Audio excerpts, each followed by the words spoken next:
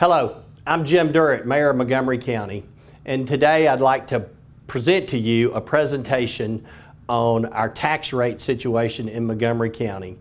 We started our budget process in early April, and here we are in the middle of June and we still don't have an approved budget. Part of that process and part of that delay is because we have to wait during a reevaluation year for a certified tax rate from the state of Tennessee. We just received that last Friday, so we've done most of our budget work, but now we've got our certified rate, so therefore we can determine what our revenues are going to be and what our penny value is going to be. And so our budget committee voted at the end of our budget sessions to leave our tax rate at 307, and I know there's a lot of people that are upset about that. They're saying it's this huge increase, and I don't like to pay taxes more than anybody else, but I want to kind of walk you through what I think the mindset is of leaving the tax rate at 307. So we've just titled this presentation, Why Keep the 307 Property Tax Rate? And so I talked to you a little bit about the budget process. It's a lengthy process. As I mentioned, we started in early April and we met all the way through the middle of May. We had to come back once we received a certified tax rate and vote again through the budget committee. But probably the biggest thing is a reevaluation process. We reevaluate every 5 years. And so this is a reevaluation year, and it becomes a difficult year because we go out and we do a sampling of all the properties in Montgomery County, all the parcels, and we do 1/5 of them each year. And so we're at the end of that cycle. And so values have gone up, and some have gone up more than others. Some areas have gone up more than others. And it's just a process that we go through. It's not a money grab, it's not anything like that, but it's just a process that we go through. And I know there have been a lot of appeals that have gone through our assessor's office. Through our office, we really don't control that process. And so, it's whatever the reevaluation board determines, that's what's going to be what your values are going to be. And so we set a tax rate that's going to affect that value. And so I want to walk you through a little bit of that process.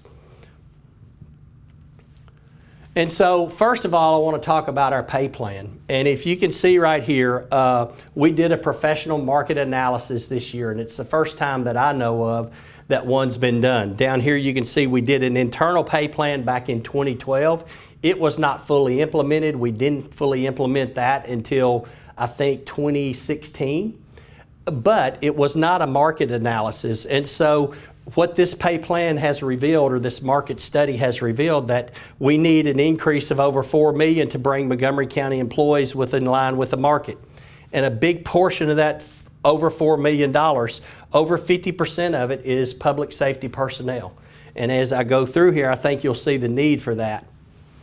This just addresses our staffing shortages just in two departments, in EMS and in the Sheriff's Department. As you can see on the board, we're down 18 positions in EMS right now. We have the money, we have those salaries funded, but we can't get people to come to work for what we're offering them to pay. In the last 24 months, we've had 24 employees leave the department, EMS, to go somewhere else to work for higher wages. We spent over $9,000, several weeks of training, and a total of $216,000 that's basically gone out the door because we're training people and having them leaving us. Those numbers are even bigger at the Sheriff's Department. You can see our patrol is staffed at 55% and the jail's at 80%.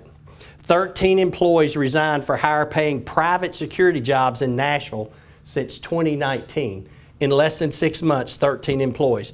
And we've lost more than $2 million in training and hiring costs in 2019. And also, I think a very staggering figure, in the past year alone, overtime pay due to shortages has almost reached $1 million in the Sheriff's Office. So you can see we definitely have a shortage in our public safety employees. So now I want to talk about the new employees that were approved in this year's budget. And so just so everybody will be with me and you can maybe zoom in, or if I zoom in, you'll see. But here's the departments. And so these are the different departments, the position titles, the number of positions, the salaries of those positions, the total benefits, the additional expense item. That's related to if there's a vehicle that's needed with that employee or if there's some special training. And then you go out here to the total personnel benefits and equipment cost. And so as you'll see on this page, from EMS, a logistic clerk, up to animal care, one animal care technician, all of these positions, you can see what their totals are.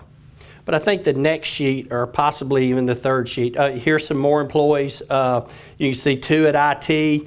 You can see their personnel salaries are $27,913, and it's 2 of them. These are actually part-time employees, so it's only $30,000.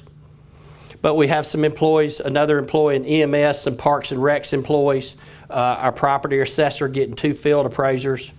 But here's where really the big lick is, and with all due respect to the sheriff, it's in the sheriff's department.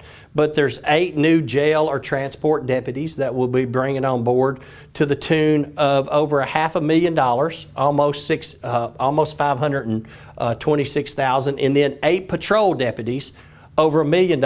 And if you look at this number right here, additional expenses, each one of those deputies has to have a vehicle. They have to have the stuff that goes in the vehicle.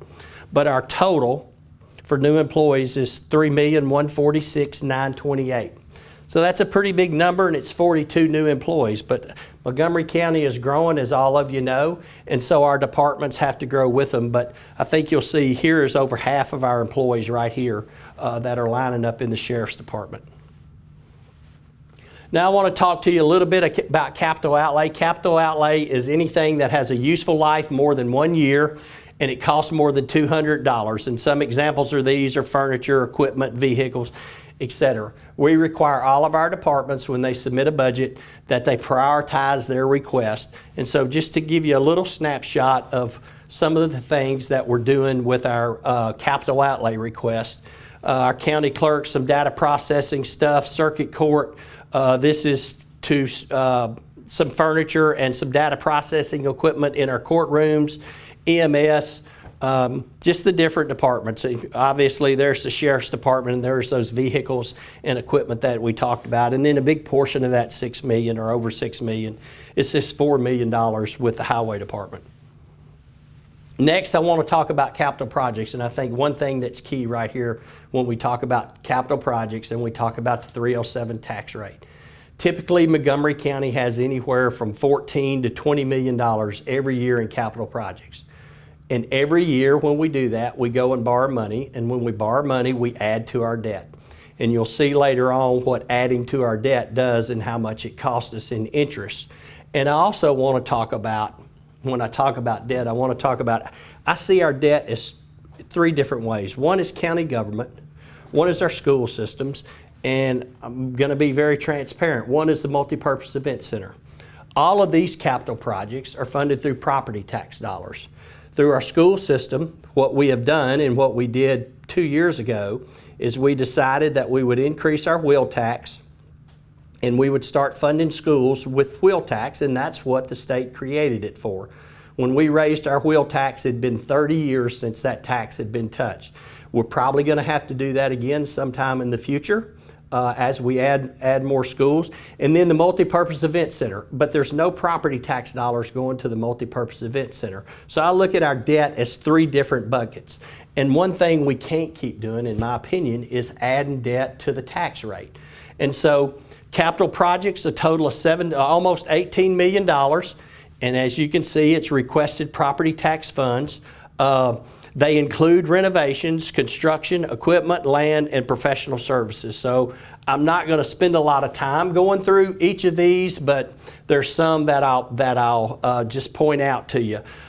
This EMS, these 24 defibrillators, these have all reached end of life, so there's no support to them. And so if one goes out, you got to buy a new one. And so we chose to fund all 24 that were requested. We have 4 new ambulances that'll be going into our fleet that will be replacing aging vehicles. And then there's a couple of other big ticket items. The re-roofing project at Veterans Plaza where several county offices are. That's only half of that roof, and that's about $700,000. And then there's our courthouse leaks really bad, so we're going to do some stuff to the roof of the courthouse and replace the gutters. That's $375,000. Another one that some people may question is a land purchase near Veterans Plaza. Veterans Plaza, once we build out, and it's in here, our VSO office build out is in here. Once we move VSO into a bigger space, we will be 100% out of space in Veterans Plaza. And so for the future, we've got to be able to grow this spot. And there's some property that's become available, and we're paying what I feel like is a very good price. And so that is part of it. Another big ticket item on this page is our communication tower and a site. We have two or three areas in Montgomery County where we cannot talk to our sheriff's department and we cannot talk to our EMS department. And what that's doing is eliminating these two spots. It's a lot of money, but when a life matters, I don't think it's that much money. Looking to our second page, the items aren't as big on this page. They start getting smaller and smaller and smaller. I think one that I may have missed is, well, I don't guess I did. But anyway, let me go back to this page, and I'm sorry. But then again, this is a support vehicle for EMS, access control in the public safety complex. And so this gives you an idea of what our capital projects are. And so our total in capital projects, $17,892,000.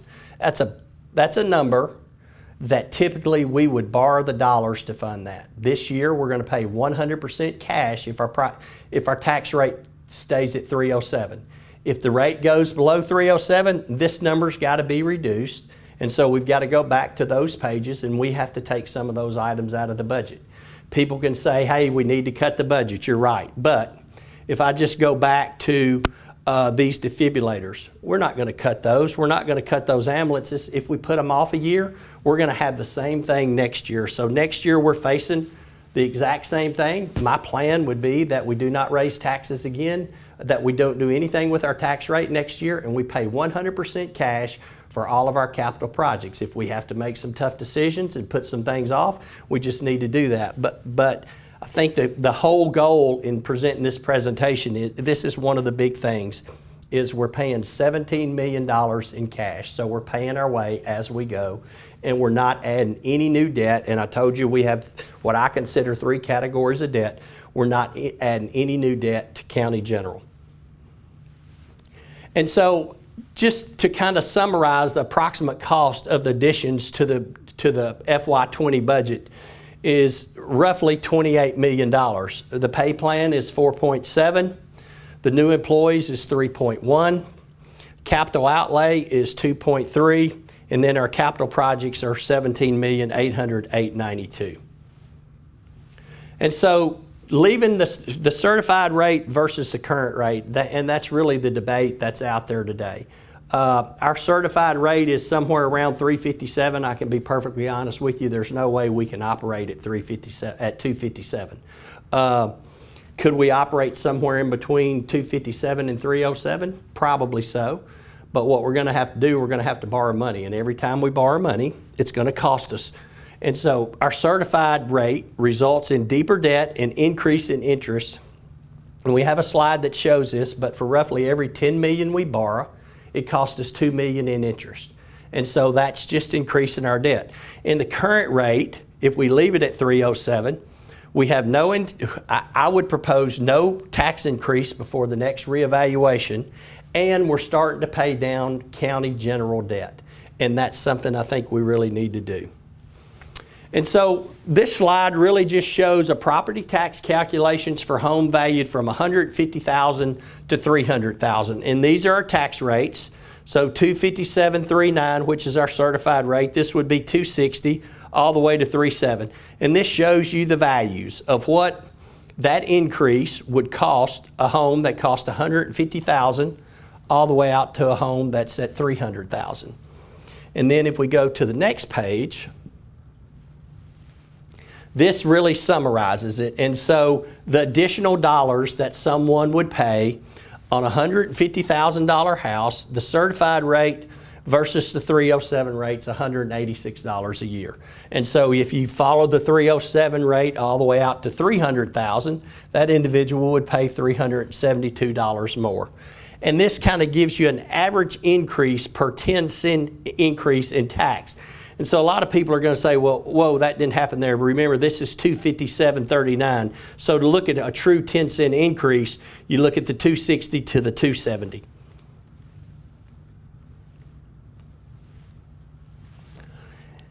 This is a picture of what our tax rate looks like on a chart. And it may be hard to see, but this is the year 2000, and our tax rate was at 330. And so if you go all the way out here, this is really 217. You could have, it really ought to be 218. Our tax rate's at 307. And so this is what our tax rate has done in 2000, between 2003 and 2004. Went from 330 to 291. More than likely, that was one or two things. It was either a reevaluation year or it was an election year, one of the two. But you can see it immediately went back to 310, then it went to 324, then it came down to 314, stayed level. What happened? Election, reappraisal year, one of the two, down. Everybody's happy for a while, then everybody gets mad. And then it stays at 314, goes to 297. And when I came in, we brought it to 307, and the tax rate has been flat right there. But I think two things. Number one, and the next slide will show this, but if we would have started, I'm just going to go ahead and show this. So if we'd have started in 2000 and gradually lowered our tax rate to the 307 rate today, all of this blue